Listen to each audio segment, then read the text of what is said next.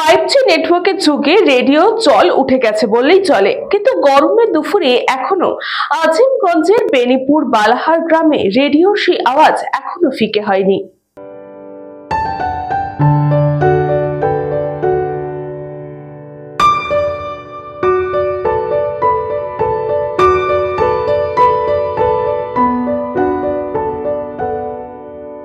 যেখানে ছোট থেকে বড় সকলের হাতে অ্যান্ড্রয়েড মোবাইল, কিন্তু ভাদু সর্দারের হাতে দেখা গেল সেই পুরনো আমলের রেডিও।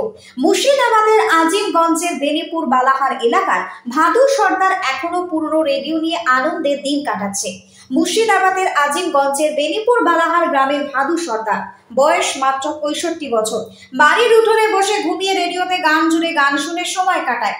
যেখানে মানুষ অ্যান্ড্রয়েড মোবাইল নিয়ে মাতামাতি, সেই সময় ভাদু সর্দার সে পুরনো আমলের রেডিও আঁকড়ে ধরে বেঁচে আছে। বহু আগে একটা পুরনো রেডিও ছিল তার কাছে, সেই রেডিওতেই গান শুনতো ভাদু সর্দার। কিন্তু কিছুদিন আগে পুরনো রেডিওটি নষ্ট হয়ে গিয়েছে। পুরনো রেডিওটি আর সারানো হয়নি। কিছুদিন রেডিওর গান শুনতে না পেয়ে ভাদু সর্দারের মন ভীষণ খারাপ হয়েছিল। মন খারাপ দেখে ভাদু সর্দারের নাতি জামাই মিঠু সর্দার বহরমপুরে অনেক দোকান খোঁজাখুঁজির পর একটি রেডিও কিনে এনে দেয় ভাদু সর্দারকে। এখন ভাদু সর্দার বাড়ির উঠোনের সামনে শুয়ে শুয়ে ভালোই কিন্তু গান শুনছে রেডিওতে।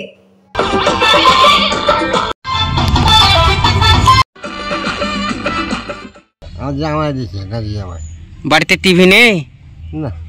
আচ্ছা, এইগুলো তো বহু পুরনো, আগে সব ব্যবহার করতো, আপনি ব্যবহার করছেন? কতদিন? আচ্ছা, কতদিন থেকে ব্যবহার করছেন? এক মাস হলো। এগুলো তো দেখা যায় না গ্রাম বাংলায়। না, আরে ছিল একটা, ওটা আইসি নাই, ছিঁড়ে দিয়েছি, আবার একটা না যায় ছিঁড়ে দিয়েছি। আপনাকে রেডিওটা ভালো লাগে? ভালো লাগে। আচ্ছা আচ্ছা। ব্যুরো রিপোর্ট, নিউজ বঙ্গ টাইম।